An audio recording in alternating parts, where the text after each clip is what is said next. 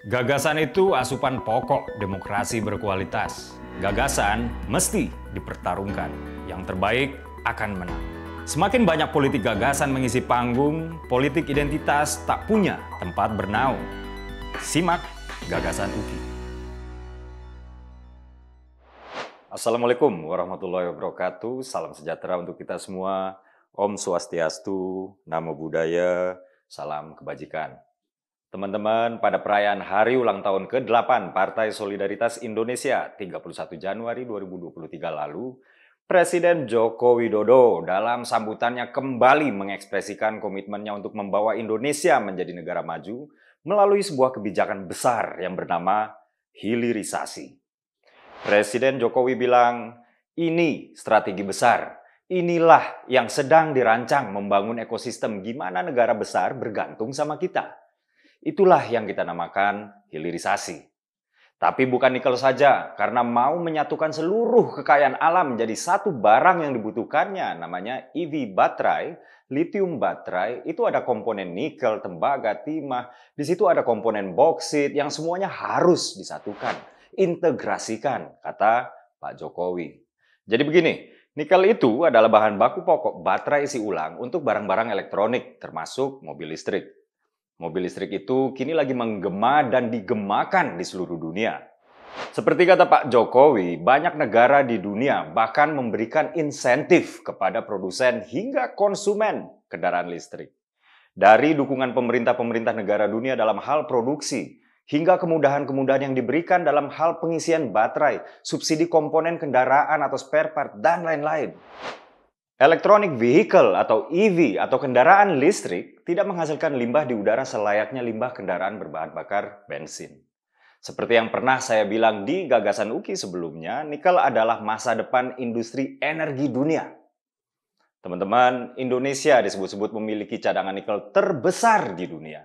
Sekitar 30% cadangan nikel dunia atau 21 juta metrik ton nikel dunia ada di perut bumi NKRI. Indonesia di bawah kepemimpinan Pak Jokowi melihat peluang ini, tapi bukan lagi sebagai pihak yang menjual bahan baku kepada asing dengan harga murah, lalu membeli barang jadi dari asing dengan harga mahal, and then menyesal di kemudian hari, kok cadangan nikel kita sudah habis, tapi kita masih gini-gini aja. Seperti yang kita alami dengan minyak bumi. Presiden Jokowi ingin ada nilai tambah, sehingga pengolahan nikel harus dilakukan di dalam negeri. Maka dibuatlah kebijakan hilirisasi nikel. Dibangunlah smelter produsen nikel olahan yang sudah memiliki nilai tambah. Asing, kalau mau nikel Indonesia, silahkan berinvestasi di Indonesia. Buka smelter-smelter di Indonesia dan bikin pabrik-pabrik baterai di Indonesia.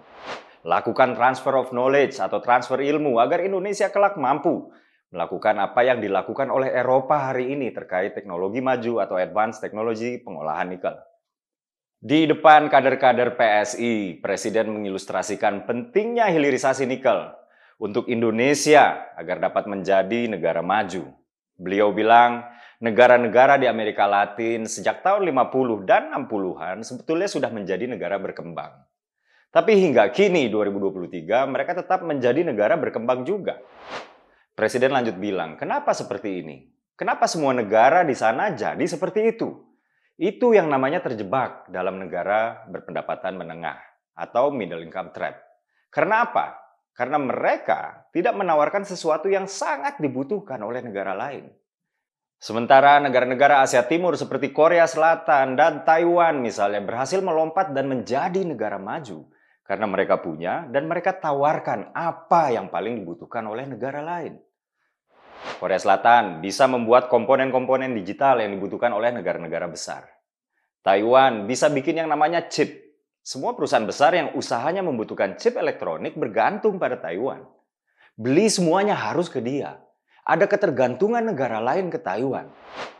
Nah, kembali ke hilirisasi. Waktu Indonesia masih mengekspor nikel mentah, yaitu 2017 lalu misalnya, nilai ekspor nikel kita cuma sekitar 19-20 triliun rupiah. Tapi ketika hilirisasi sudah dimulai, padahal baru sedikit loh smelter yang sudah beroperasi pada 2021, nilai ekspor nikel kita melejit ke 300 triliun rupiah. Pada 2022, menurut Menteri Investasi atau Kepala Badan Koordinator Penanaman Modal atau BKPM RI, nilai ekspor nikel kita diestimasikan naik lagi.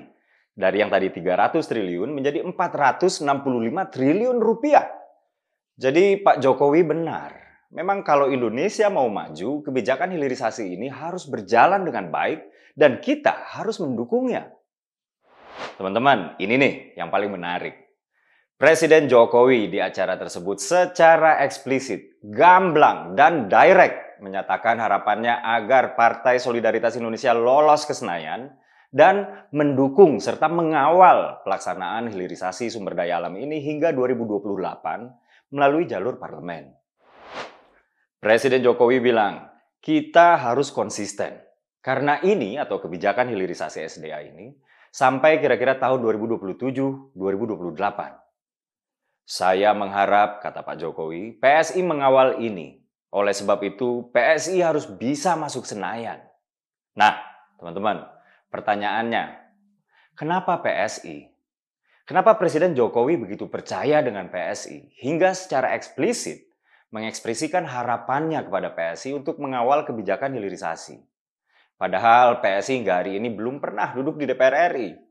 Kalau mau gampang sebenarnya ya, Presiden Jokowi bisa aja berharap kepada Nasdem misalnya yang sudah jelas-jelas punya kursi di Senayan. Kenapa ketika memiliki visi untuk menjadikan Indonesia yang maju, nama PSI lah yang diangkat oleh Pak Jokowi? Kenapa bukan partai non-parlemen lain? Misalnya Perindo mungkin. Buat saya, karena Pak Jokowi tahu bahwa PSI adalah partai yang berisikan anak-anak muda idealis yang juga memiliki visi untuk membawa bangsa ini menjadi bangsa yang maju. Karena Pak Jokowi tahu persis bahwa PSI bukan partai politik yang cuma mengedepankan kerja-kerja elektoral untuk meraup vote, tapi juga kerja-kerja ideologis untuk menegakkan idealisme mereka. Kalau saya boleh jujur nih, kadang PSI malah suka sering menomorduakan kerja elektoral dan mengalokasikan sumber daya mereka untuk kerja-kerja ideologis demi idealisme mereka. Misalnya dalam rekrutmen caleg. Sudah sejak pemilu 2019 lalu, PSI lakukan rekrutmen caleg terbuka tanpa mahar. Dalam proses seleksinya, 2 dari 3 juri penilai adalah tokoh publik, bukan orang PSI. Seperti Prof. Mahfud MD, Ibu Mari LK Pangestu, dan lain-lain. Proses wawancara bacalek ketika diuji oleh tokoh publik tersebut juga disiarkan secara live di kanal-kanal resmi partai. Jadi, seleksinya melibatkan tokoh publik, dan prosesnya disaksikan langsung oleh publik. Udah gitu PSI satu-satunya partai yang mengharamkan ex-napi korupsi bergabung di partainya. Apalagi nyalek lewat PSI. Padahal kalau mau mengedepankan kerja elektoral aja, ngapain capek-capek bikin seleksi terbuka, disaksikan publik, dan prosesnya melibatkan juri-juri independen. Dikemanain dong kepentingan elit partai kalau 2 dari 3 jurinya aja tokoh independen? Ngapain mengharamkan ex-napi korupsi masuk PSI? Ex-napi korupsi itu kan umumnya hartanya banyak, uangnya banyak. Pasti dong ngebantu banget logistik partai. Sesuatu yang bikin banyak partai nggak bisa nolak mantan napi korupsi di partai mereka. Badannya emang kecil, tapi PSI sudah mendobrak cara lama. Saya yakin Pak Jokowi sebagai seorang negarawan melihat ini semua. Maka wajar beliau berharap pada PSI untuk mengawal kebijakan besarnya tadi, yaitu hilirisasi nikel. Harapan Presiden Jokowi kepada PSI mengingatkan saya kepada ucapan seorang tokoh pendidikan sekaligus aktivis perempuan pembela hak-hak sipil dari Amerika Serikat, yaitu Mary McLeod Bethune. Mary bilang, "We have a powerful potential in our youth, and we must have the courage to change old ideas and practices so that we may direct their power toward good ends." Kita punya potensi yang sangat kuat di dalam diri pemuda-pemuda kita, dan kita harus punya keberanian untuk mengubah pemikiran-pemikiran lama dan praktek-praktek lama sehingga kita bisa mengarahkan kekuatan mereka untuk tujuan yang baik. Saya Dede Prayudi, wassalamualaikum warahmatullahi wabarakatuh.